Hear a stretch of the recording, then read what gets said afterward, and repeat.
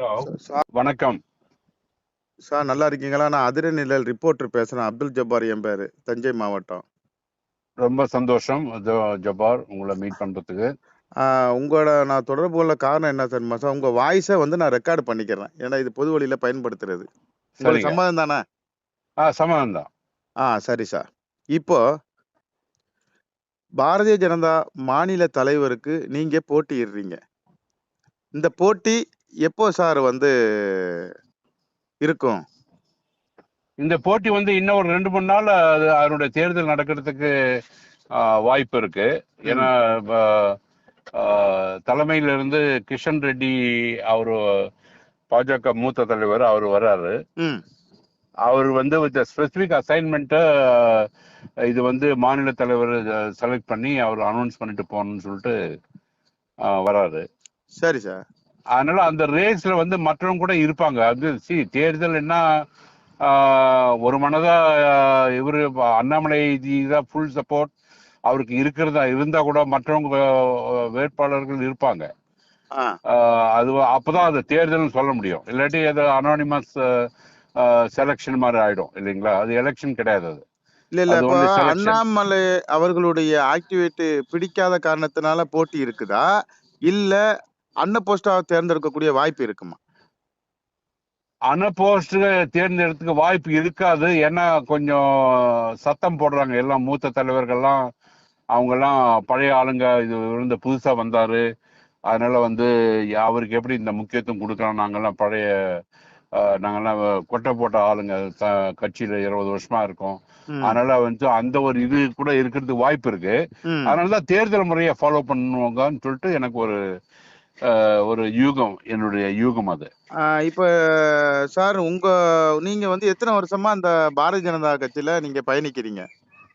நான் 2019 எம்பி வேட்பாளர். நானு அரக்கோணம் தொகுதியில எம்பி வேட்பாளர் கண்டெஸ்ட் பண்ணேன். ஏப்ரல் 2019 எலெக்ஷன், மே மாசம் கவுண்டிங். அது சரி சார்.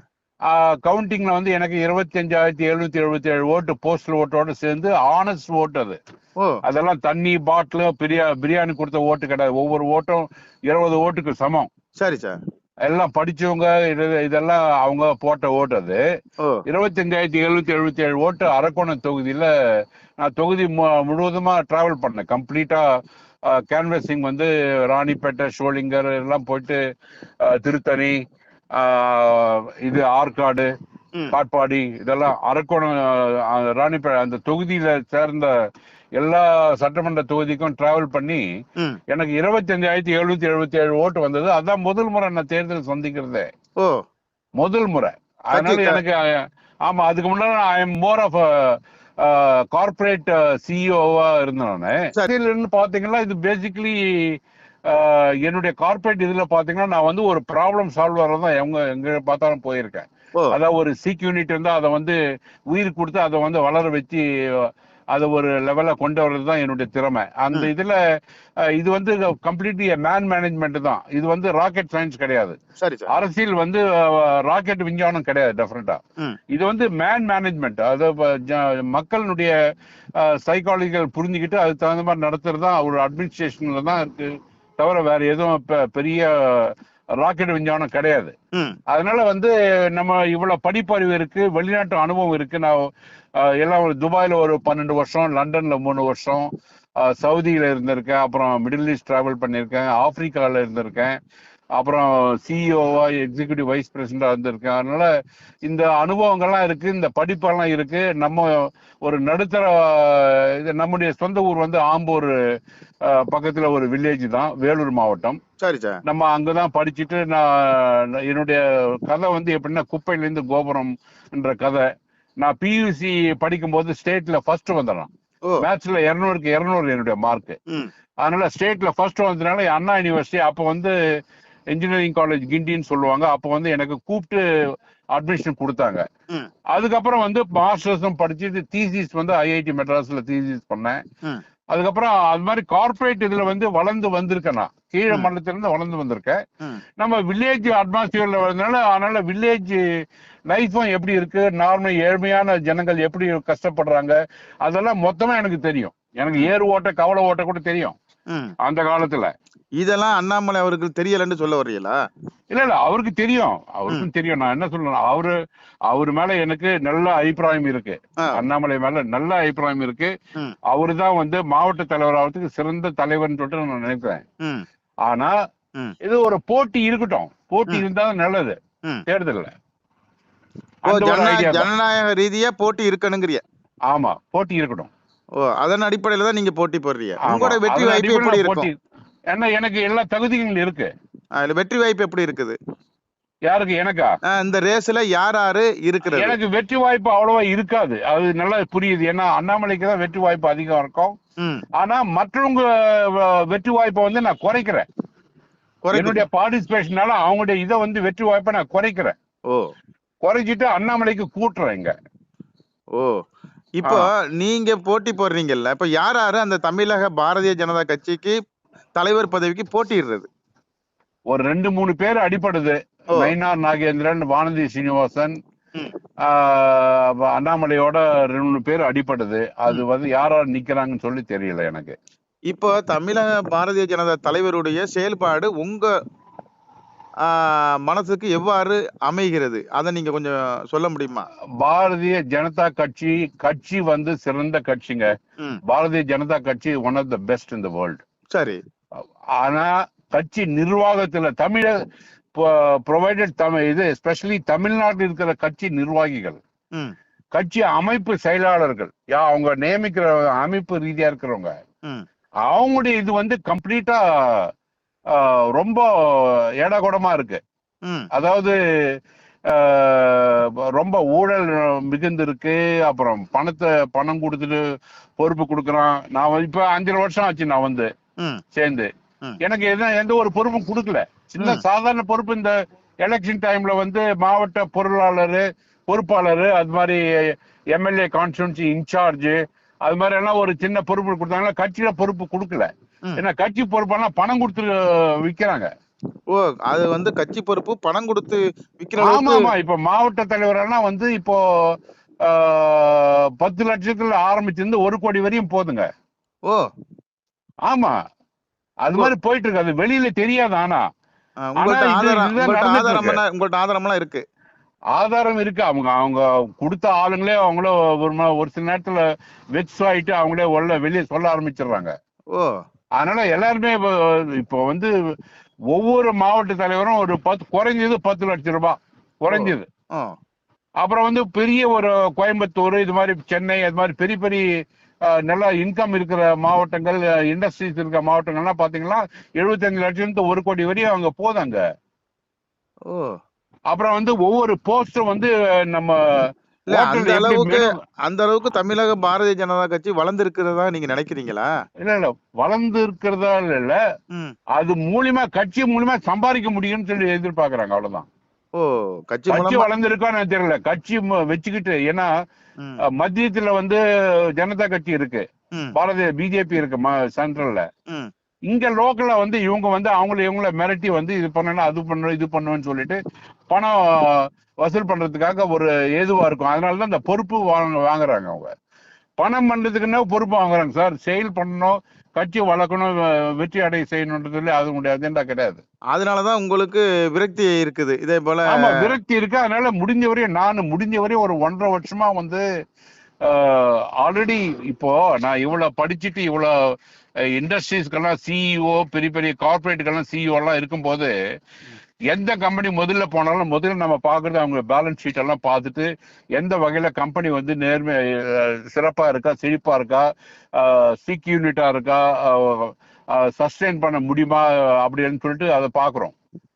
அது முடியாத தருணத்துல வந்து அதுக்கு வந்து என்னென்ன மாற்றங்கள் வேணும், அதெல்லாம் யாருக்கு அது காரணமோ அதை மாத்திட்டு வேற ஆளை போட்டு நம்ம மேனேஜ் பண்ணி அந்த கம்பெனியை வந்து உருப்படியா வெளியே எடுத்துட்டு வரணும். அதே மாதிரிதான் இங்க கூட இது வந்து ஒரு புற்றுநோய் மாதிரி உள்ள கேன்சர் வந்துட்டு நான் தலைவலிக்கு மாத்திரை சாப்பிட்டு இருந்த தீர்வு இருக்கு, அதுக்கு இல்ல.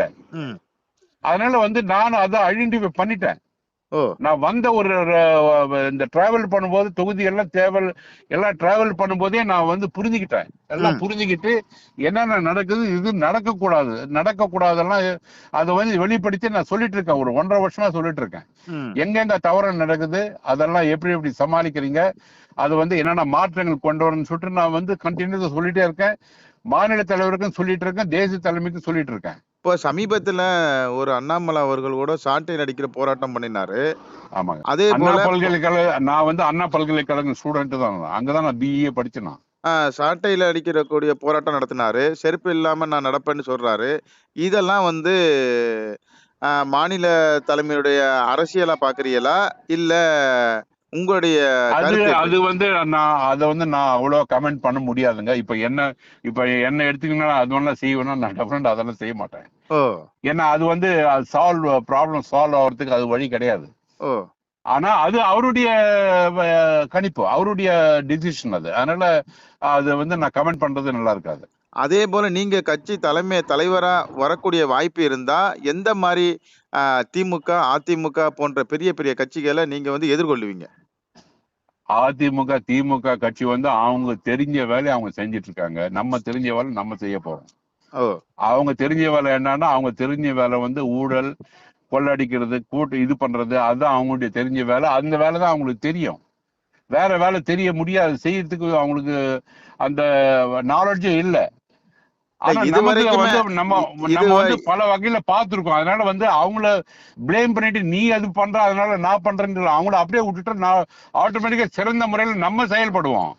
நம்ம செயல்பட்டா ஆட்டோமேட்டிக்கா அவங்க சைலண்ட் ஆயிடுவாங்க. இதுவரைக்கும் இத்தனை வருடம் இந்த வந்து 3 வருடம் ஆட்சி நிறைவு படி இருக்குது திமுக. எந்த ஆமா. அமைச்சர் மேலேயோ ஊழல் குற்றச்சாட்டு இல்லாத அளவுக்கு ஆட்சி நடத்துறாங்களா? அத பத்தி உங்களுடைய கருத்து?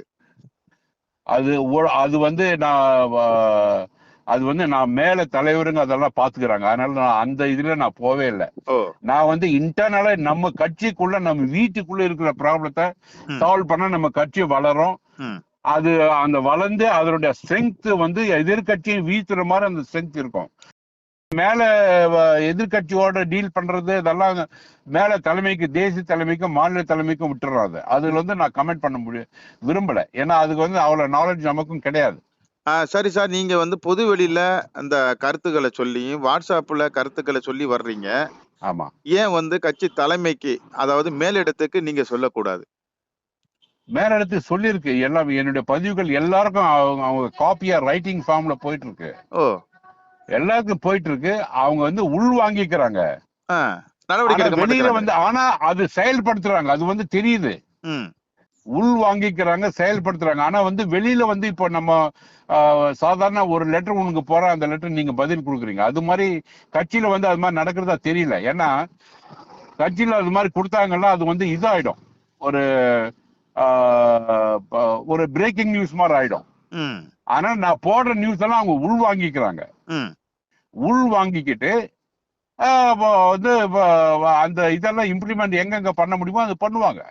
அது ஒரு நம்பிக்கை எனக்கு இருக்கு. இப்ப நீங்க சாதாரண தொண்டனா தான் பாரதிய ஜனதால 5.5 வருஷம் பயணிக்கிறீங்க. இல்ல ஒரு சில பொறுப்புகள் கொடுத்தாங்க. ம் தொண்டனா தான் இருக்கேன். ஒரு சில ஆனா கட்சி பொறுப்புகள் எதுவும் இல்லை என்கிட்ட. அதனால தொண்டனா தான் இருக்கேன் இப்போ. இல்ல அதன் விரக்தியின் வெளிப்பாடா நம்ம இதை எடுத்துக்கலாமா? இல்ல அந்த விரக்தி எனக்கு கிடையாது. ஏன்னா இது வந்து அங்க பேக்ரவுண்ட் அங்க லீடர் சரியில்லை. அதனால தான் அவங்களால ஹெல்ப் பண்ண முடியல. எங்க லீடர் சரியில்லை? அண்ணாமலை ஜி கூட ம் என்ன பதவி கொடுத்து இது பண்ணலாம்னு சொல்லிட்டு அழகு பார்க்கலாம்னு சொல்லிட்டு அவருக்கு இருக்கும். ஆனா அவரு கூட இருக்கிற அமைப்பு ரீதியா இருக்கிறவங்க எல்லாம் வந்து செய்ய விட மாட்டேன்றாங்க. ஓ இப்போ நீங்க மாநில பொறுப்புக்கு போட்டியிடுறீங்களா? இது அண்ணாமலை அவர்களுக்கு நெருக்கடியா ஏற்படுத்தாதா? நெருக்கடி ஏற்படுத்தாது. ஏன்னா இது வந்து ஒரு ஹெல்த்தி காம்படிஷன்ல தான் நான் போட்டியிடுறேன். அவருக்கு நான் இன்ஃபார்ம் பண்ணியிருக்கேன்.